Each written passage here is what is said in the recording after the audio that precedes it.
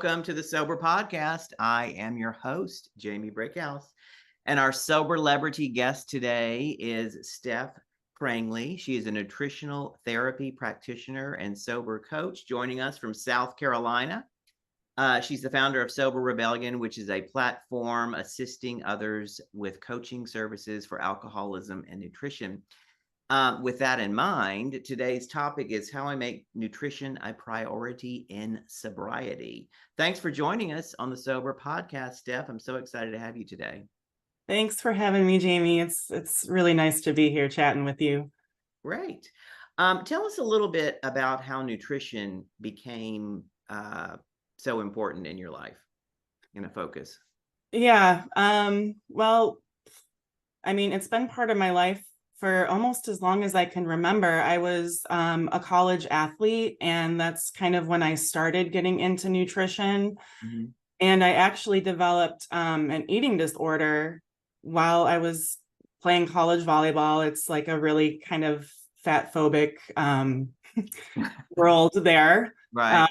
as well as our regular world. Yes. And I started suffering like a ton of injuries. I was always sick, and I just kept thinking I needed to like diet harder and it would solve all my problems. And eventually I dug into nutrition science, just kind of self-studying it. And this was 15 years after college. This wasn't that long ago. And I started realizing like, okay, maybe it all was connected to nutrition. And I, not to like blame myself, I only knew what I knew, but like how much of this did I cause on my own? Like how many of these injuries could have been prevented if I was just properly fueling myself? How much of this, like the nonsense, the anxiety in my brain, like all of like me kind of running myself mad and wearing myself to the ground, like how much of that could have been prevented?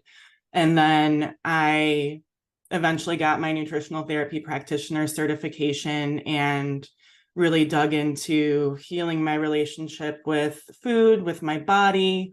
But I always had these underlying like perfectionistic tendencies that I didn't really deal with. And so I sort of went from disordered eating to a disordered relationship with alcohol. Like it was just swapping like one numbing mechanism for another.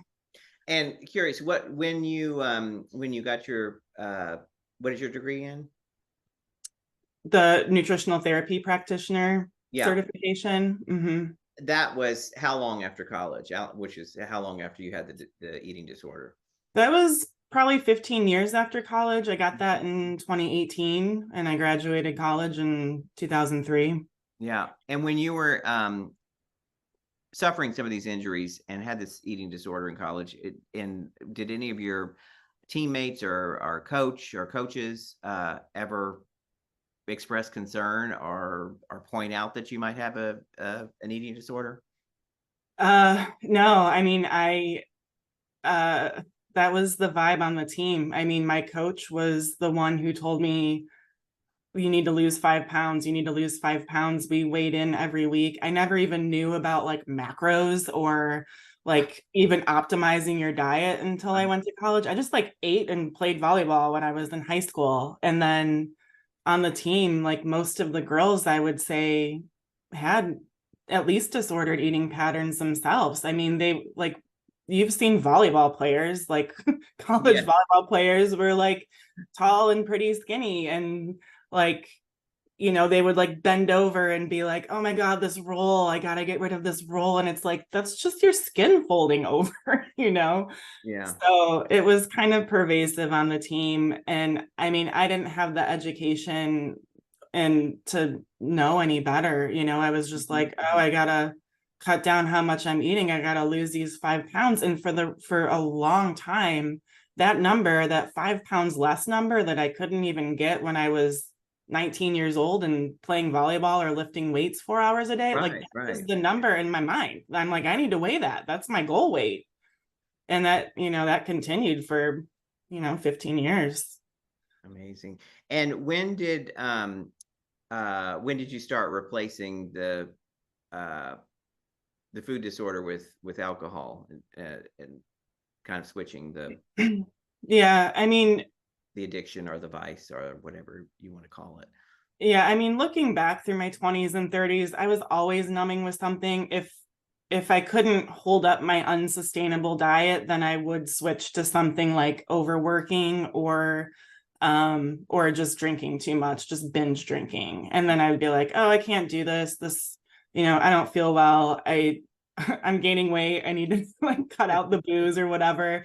And I would just like swap around. So it's not like I ever really had a super healthy relationship with alcohol. I always used it. Like it wasn't, sipping to enjoy. It was like, I'm using this to numb. I'm using this to escape. Mm-hmm. I'm Mm-hmm. using this to forget what, a fat loser I am or whatever, and just it's self-harm. I mean, it's self-harm no matter which like kind of vice behavior you pick.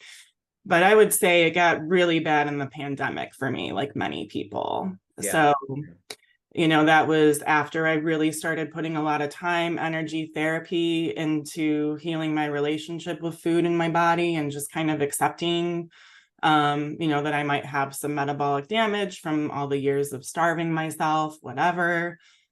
And then I just became more and more emotionally dependent on alcohol it was just a whirlwind with the pandemic and all of like the social justice stuff that was going on and continues to go on. Right. Just I didn't have the coping skills and I never learned them because I was either, overworking or dieting or doing or drinking to distract myself. And that's like kind of one of my buzz phrases too. Like drinking keeps us distracted. Diet culture keeps us distracted. It keeps us small. It keeps us in our own heads and in our own, like, just not paying attention to what's going on out there because it's kind of hard to be a human in this world sometimes. And, if you've been leaning on a crutch forever, like you kind of have to start over and learn how to deal with that. So the pandemic was really what did it for me. And then did you get sober and then start in the field of nutrition, or do they kind of happen simultaneously? yeah, they overlapped. So I got my nutrition credentials in 2018. I didn't quit drinking until last year. So Mm-hmm. I'm new. I'm approaching a year now. Oh, congratulations. Thanks. Yeah, it's wonderful. I love being sober. um, so I first started my nutrition business working with women, like women similar to me. So kind of your type A perfectionists, people pleasing women who sort of experience this hormonal burnout and end up with this chronic fatigue and all these hormonal disorders and stuff like that. And then I just shifted from specializing in like that women's hormone nutrition to helping people support their sobriety and their recovery with using nutritional therapy and wellness strategies and stuff like that. Oh, okay. Yeah, I think that's great because a lot of there isn't a lot of focus in after you get sober, after you're putting down the substance of booze, drug, or whatever. Um, then we focus on ourselves and and the wreckage of our past and the problems and what problems are now there, that we need to deal with, that we can no longer cover up with the substance abuse. But often nutrition is not a part of that. And so when we come back, we're going to just break for a quick little commercial. I want to talk about the special needs of someone newly sober, and the focusing on the nutrition. So we'll be right back in just a few seconds. So stick with us. Hi, I'm Sonia, the founder of Everbloom. We help you change your relationship with alcohol through connection and conversation. We provide small group meetings where you can share your story and get the encouragement and support you need to achieve your goals. Whatever your goals are, we're a judgment-free space. You can find us at joineverbloom.com, BLUME, and try us out with a free meeting. Let's get back to our guest, Steph. And we are discussing nutrition in sobriety. And when I remember, when I first got sober, I alcohol was my main drug or substance of choice. And, when I stopped drinking, I, had the sugar craving because and for years I used to say, oh, when I was drinking, I was so pious, when desserts would come around, I would say, oh no, I have, I never eat desserts. Not realizing that I was getting all the sugar from the booze. And of course, which is why at so many, sober meetings, they always have, the cookies and the cakes and all that go, and they're great to have there, especially when you're newly sober. But then sometimes I think for some of us, we can go too far down that path after a while and need to know how to manage that. So talk to us about that. Yeah, I mean, that's obviously a big one. Pretty much anyone that goes, especially alcohol free, they'll talk about those just insatiable sugar cravings. And I was kind of like you, like on my high horse, where I'm like, I don't have a sweet tooth. I have a major sweet tooth now, by the way, that I still have to work on. Yeah, I'll just chug a couple boxes of wine, but there's no sugar in that. Oh, several martinis. You know how much sugar's in that?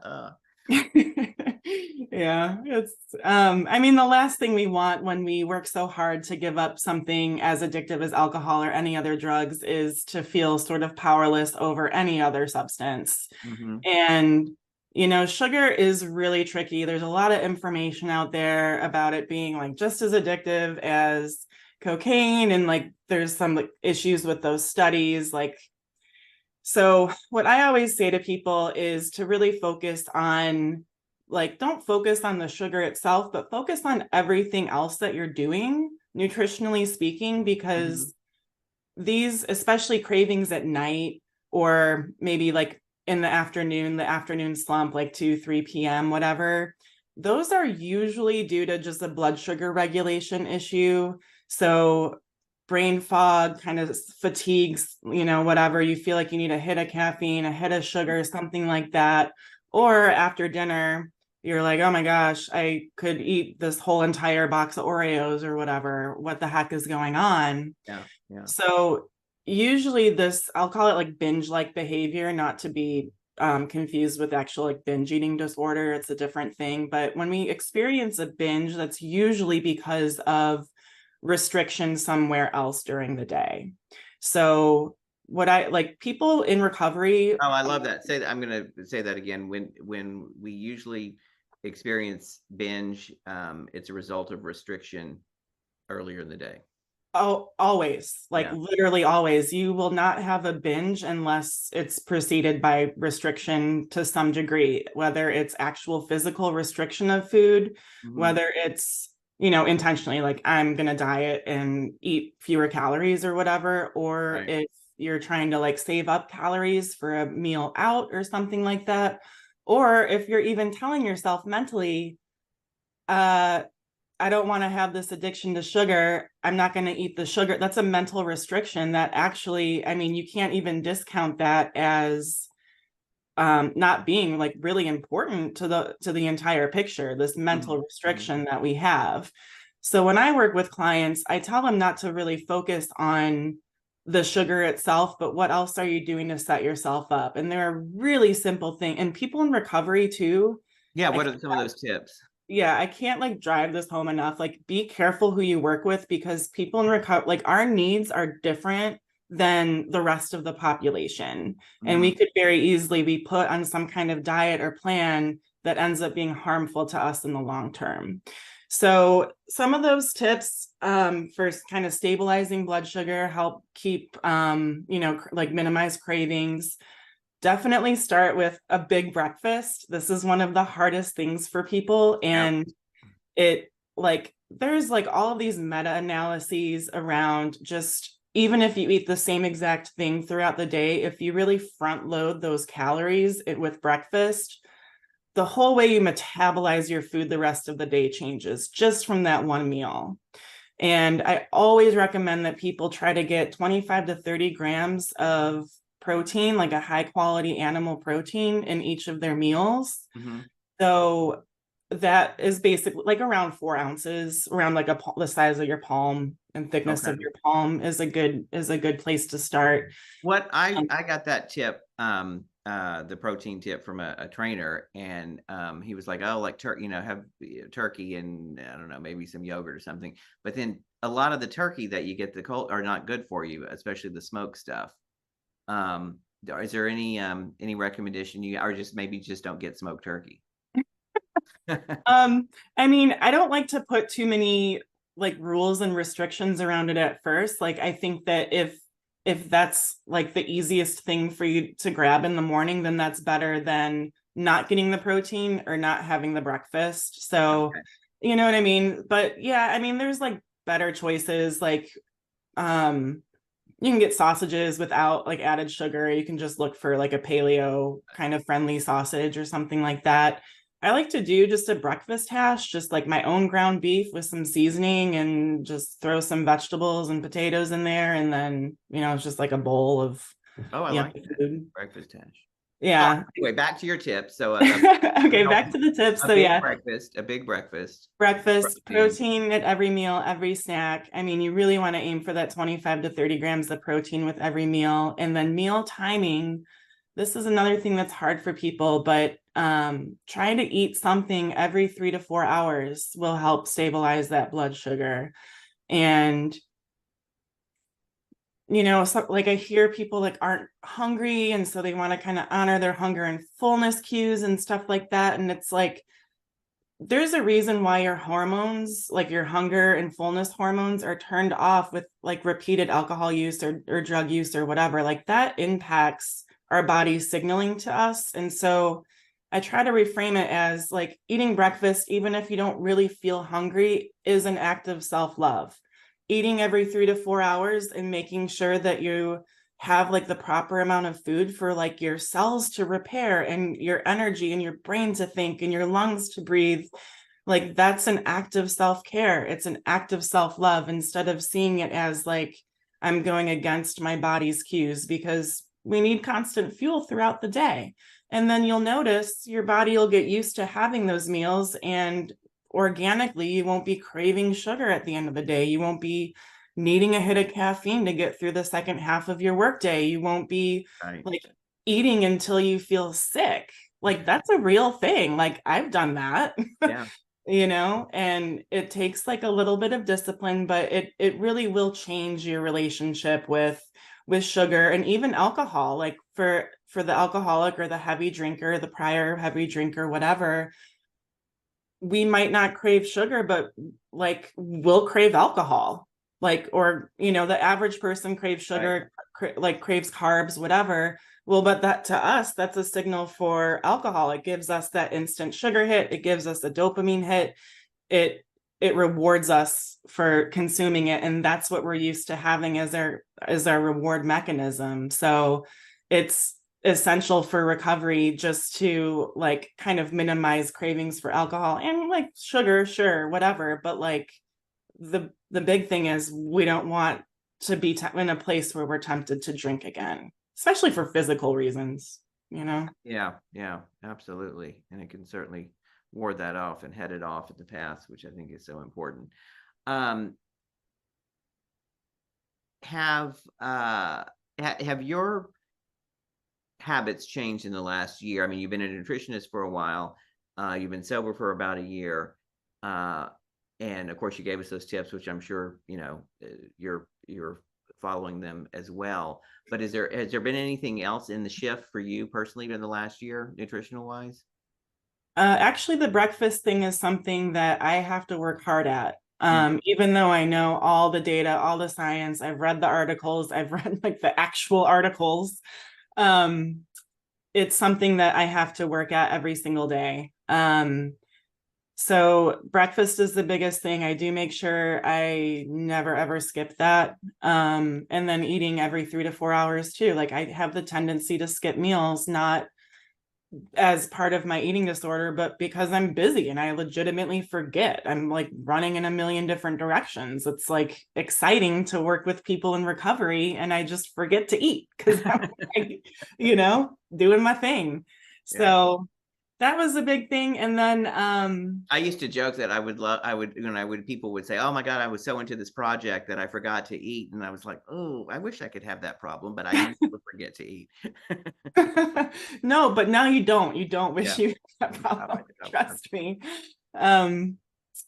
Yeah, I would say like not much has changed for me beside, well, rest. Rest is a big thing. That's one of my non-negotiables in Mhm. recovery is I know people think like nutrition and working out, and I was like a high level athlete, whatever. I will 100% skip a workout if my body is telling me I need rest over the workout. Yeah. Unconditional permission to rest is one of my biggest things. It's one of the biggest things I struggle with. It's one of the main reasons why I would drink, is it would be the only time that I would like allow myself to shut my brain off. So Mhm. while it's not like nutritionally focused, it's like kind of in the realm of wellness. So that's a big one. Yeah. Any suggestions about how to stay committed to these healthy practices? Yeah, it's really hard. I think the biggest suggestion I can make is like create a plan, like just like you do for your sobriety, create a plan for how you're going to implement these things. Start small. Don't do everything at once. If you're on day one listening to this, like who cares how much sugar you have? Like, and never ever do anything that's going to compromise you going back to your substance of choice. Like that is like the healthiest thing you can do is abstain from that stuff beyond anything nutritionally.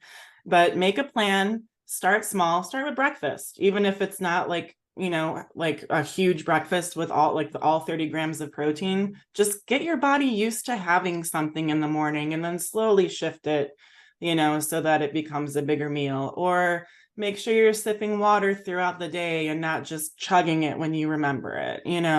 Right.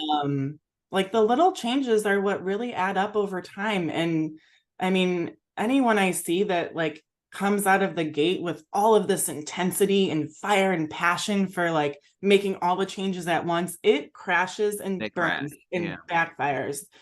And we don't, like, no one wants to do that. Like it's a marathon, not a sprint. Like, let's not. Like if you want to start writing, you don't put on your to-do list write book.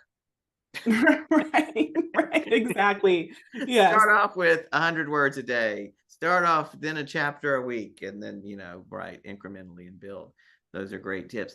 One last question that we often ask most of our guests: what is the best lesson you've learned in sobriety, and how did it help you?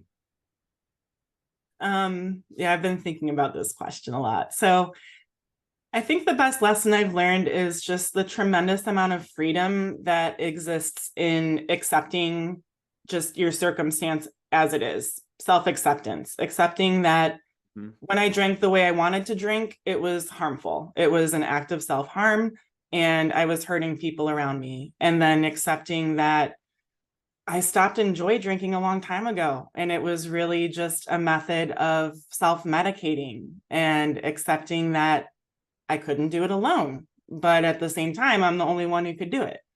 And there's just so much like acceptance stuff that goes on that makes that tells you the truth of where you are. If you imagine, a staircase where you're at the bottom, and that like, if you know exactly what that is, then you know the steps it takes to move up to where you want to be. But without this little roadmap, without being honest about where you really are, then how do you know where you're supposed to go and how to get there? So hope that made sense. It made sense. It made sense. And acceptance, I've always said, is the key to my sobriety. So thank you so much for being on the show. I learned a lot, and I'm going to start following some of your tips today, but not all of them, because I don't want to crash and burn. So thank you, Steph Prangley. To all our listeners, thank you for your continued support. Visit us on soberpodcast.com and all places where you find major podcasts. You can leave us a review, sign up for our mailing list. You will also find contact information in the show notes for our guest, Steph Prangley. And I'm your host, Jamie Rickhouse. You can find me on TikTok, where I tell a true story in high heels every day. Jamie_Brickhouse. I'm the author of Dangerous When Wet, a memoir of booze, sex, and my mother. Signing out from the Sober Podcast. Tune in for another show next week.